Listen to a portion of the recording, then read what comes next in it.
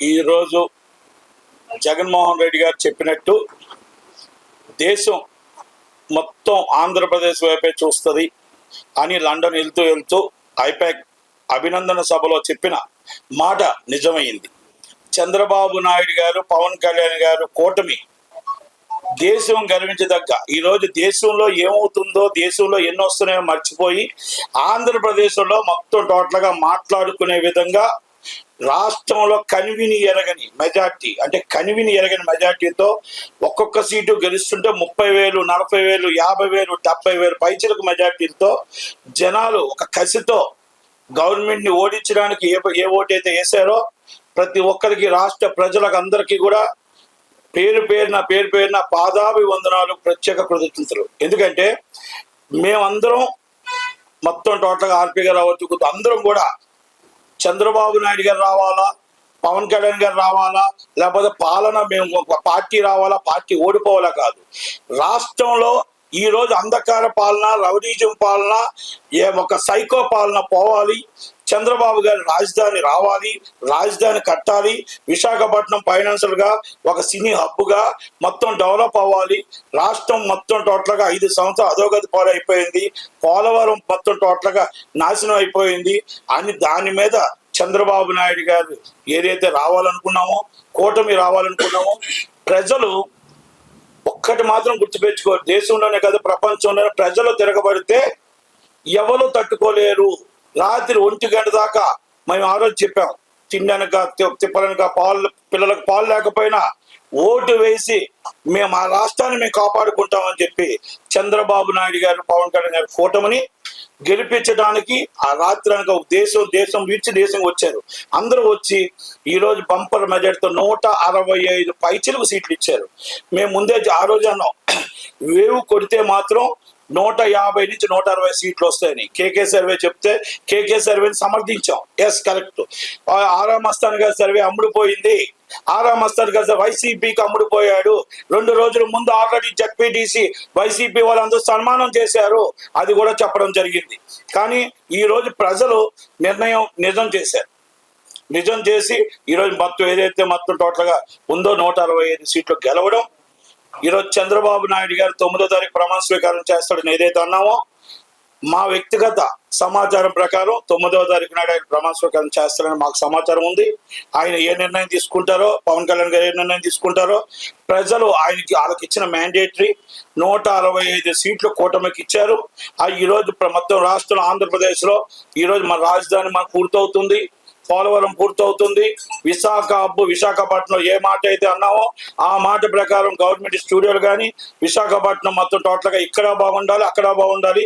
ఇక్కడ సినీ కార్మికులు బతకాలి, అక్కడ సినీ కార్మికులు బతకాలి, అక్కడ ఎంప్లాయ్మెంట్ ఉండాలి అనే సినీ ఇండస్ట్రీ నుంచి మొత్తం ఎవరైతే కొంతమంది బయటికి రాపోవచ్చు, కొంతమంది లోపల సపోర్ట్ చేయొచ్చు, పవన్ కళ్యాణ్ గారు అవ్వచ్చు, ఎవరైనా అవ్వచ్చు. సినీ ఇండస్ట్రీకి కులమత భేదాలు ఉండవు. సినీ ఇండస్ట్రీకి ఏ కుటుంబం ఎవరు గెలిస్తే ఆ కుటుంబంతో మేము కలిసి ఉండి మా సినీ కుటుంబం బాగుండాలని కోరుకుంటాం.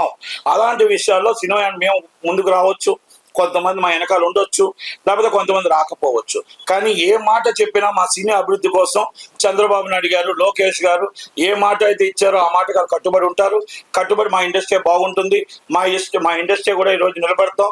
1/2 కిలోమీటర్ మమ్మల్ని ఎవరినైతే మా హీరోని తీసుకొచ్చి రోడ్డు మీద నించోబెట్టి నడిపించి అవమానపరిచారో, కొంతమంది పోసాని కృష్ణమూర్తి లాంటి వారు, కొంతమంది సెకండరీలు మా ఇండస్ట్రీలో కొంతమంది ఉన్నారు. కొంతమంది అనొద్దు, ఆడపిల్లలు మేము గౌరవిస్తాం కాబట్టి మొత్తం టోటల్గా కొంతమంది ఒక అమ్మాయి అయితే హీరో, ఒక యాంకర్ అయితే అన్నది ముసలినక్క ఇంకో ఏదో మాట్లాడారు.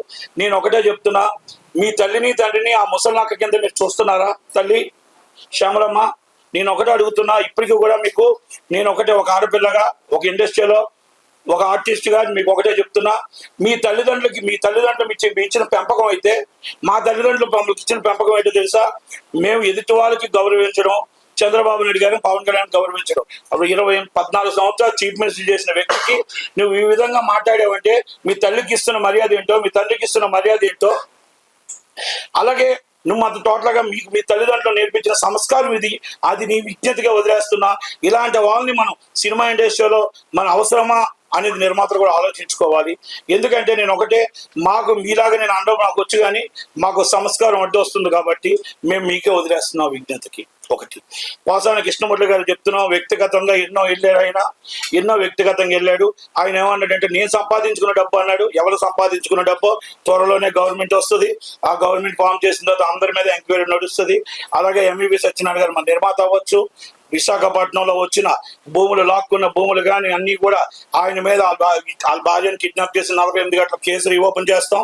ఆయన మీద చేసుకున్న చర్చ్ ల్యాండ్లు, ఒక బోర్డు ల్యాండ్లు అన్నీ కూడా అంతా కూడా మొత్తం రివోక్ చేసి కేసులు రిజిస్టర్ చేయించి ఎంక్వైరీ చేసి ప్రజల సొమ్ము రాబెట్టడానికి చంద్రబాబు నాయుడు గారు వెనకడిగారు. చట్టం తన పని తాను చేసుకుంటూ వెళ్ళిపోతుంది. సజ్జల రామకృష్ణారెడ్డి గారు 100% ఊరు దాటి వెళ్ళిపోతాడు. ఆయన మొత్తం లుక్అవుట్ నోటీసులు ఇవ్వండి, ఆయన మీద ఇమ్మీడియట్లీ అరెస్ట్ చేయండి. ఆయన మొత్తం టోటల్ గా కీలక వ్యక్తి, కొన్ని గొడవల్లో కీలక వ్యక్తి, కొన్ని అల్లర్లో కీలక వ్యక్తి. పోలీసులకి మేము ఇంటిమేషన్ ఇస్తున్నాం, దయచేసి ఆయన బయటికి వెళ్లకుండా కాపాడండి, ఆయన మీద యాక్షన్ తీసుకోండి. దీనికి మూలకారకుడు సజ్జల రామకృష్ణారెడ్డి గారు. ఎందుకంటే కొన్ని విషయాల్లో వివేకానంద రెడ్డి గారి విషయాల్లో వచ్చి చాలా చాలా చాలా ఉన్నాయి, దాని మీద ఎంక్వైరీ నడిపించాలి. ఒక ఆడపిల్లని, ఎవరైనా ఆడపిల్లే, మన ఇంటి ఆడపిల్ల వస్తే ఆడపడుచుకి చారిచ్చి పంపిస్తాం, కానీ శర్మలమ్మకి ఇష్టం వచ్చినట్టు తిట్టి, ఇష్టం వచ్చినట్టు అవమానించి, అసభ్యకరంగా మాట్లాడిన వాళ్ళ మీద, సోషల్ మీడియాలో చేసిన వాళ్ళ మీద ఇమీడియట్లీ యాక్షన్ తీసుకోవాలి. రేపు అదే మేము చెప్తున్నాం, రేపు వచ్చిన గవర్నమెంట్ కక్ష సాధింపు చర్య కాదు, నిజాలు తేల్చి ఎంక్వైరీ చేసి యాక్షన్ తీసుకొని మన పాలన నడిపించాలనేది మా ఉద్దేశం. రెండోది, మనకు వచ్చినది ఒక అదృష్టం వచ్చింది. ఈరోజు సెంట్రల్ గవర్నమెంట్ లో కీ రోల్ పోషించబోతున్నాం. మనం సీట్లు, ఆంధ్రప్రదేశ్ రాష్ట్రం కీ రోల్ పోషించబోతుంది. మా రాష్ట్రానికి, మాకు రాజధాని, హైటెక్ సిటీ లాంటి రాజధాని కట్టించిన వాళ్ళకే మా మద్దతు. అలాగే మన మాకు స్టీల్ ప్లాంట్ ప్రైవేట్ గానే చేయకుండా గవర్నమెంట్ గారిని అవ్వాల్సిందే, అది మా మద్దతు. పోలవరం కట్టిన వాళ్ళకే మా మద్దతు. ప్రత్యేక హోదా ఇచ్చే వాళ్ళకే మా మద్దతు. వాల్టేర్ డివిజన్ వచ్చిన వాళ్ళకే మా మద్దతు. అది 100% మా ఆంధ్రప్రదేశ్ లో చంద్రబాబు నాయుడు గారి నిర్ణయం. మా కీ రోల్ ఆయన పోషించబోతాడు. 100% మన రాష్ట్రానికి ఏం కావాలో, వనరులు కావాలో, ఎలా కావాలో ఈసారి మనం అన్ని కూడా సమకూర్చుకొని మన గవర్నమెంట్ కి మనం ఎవరికి సపోర్ట్ చేయాలా నిర్ణయం అనేది చంద్రబాబు నాయుడు గారి మీద, పవన్ కళ్యాణ్ గారి మీదకి వదిలేస్తున్నాం. రాష్ట్ర ప్రజలు అందరూ కూడా ఆయన నమ్మారు. ఆయన ఈ రోజు మన రాష్ట్రానికి రావాల్సినవన్నీ కూడా తేవటానికి, చేయటానికి, ఎవరికి మద్దతు ఇవ్వాలో, ఎవరికి మద్దతు తెలపాలో, మన రాష్ట్రానికి ఎలా మనం కాపాడుకోవాలో, మన రాష్ట్రానికి ఎలా వనరులు తెచ్చుకోవాలో అది చంద్రబాబు నాయుడు గారికి మీరు చెప్పాల్సిన అవసరం లేదు. కాబట్టి ప్రత్యేక ధన్యవాదాలు తెలియజేస్తూ, అడ్వాన్స్ కంగ్రాచులేషన్ చెప్తూ, చంద్రబాబు నాయుడు గారు, పవన్ కళ్యాణ్ గారు ఇద్దరికి మేము అడ్వాన్స్ కంగ్రాచులేషన్ చెప్తూ, ఈ రాష్ట్రం బాగుండాలి అంటే చంద్రబాబు నాయుడు గారు రావాలి అన్నాం, ఈ రాష్ట్రం బాగుండాలంటే పవన్ కళ్యాణ్ గారు రావాలి అన్నాం. పవన్ కళ్యాణ్ గారి పాత్ర చాలా కీలకమైనది. పవన్ కళ్యాణ్ గారి పాత్ర లేకపోతే ఈరోజు ఈ రాష్ట్రంలో ఈ ఉమ్మడి ఓటు రాదు, ఈ ఉమ్మడి కూటమి రాదు. కనుక ఆయనకి ప్రత్యేక ధన్యవాదాలు. మా సినిమా ఇండస్ట్రీ నుంచి ప్రత్యేకంగా ధన్యవాదాలు తెలియజేస్తూ, ఈ రోజు మా సినీ అప్పు కోసం మీరందరూ సహాయం చేస్తారని, సహాయ సహకారాలు అందిస్తారని ప్రత్యేక ధన్యవాదాలు తెలియజేస్తూ, మా సినిమా ఇండస్ట్రీ కోసం మీరు ఎంత చేస్తారో మేము వేచి చూస్తూ ఉంటాం.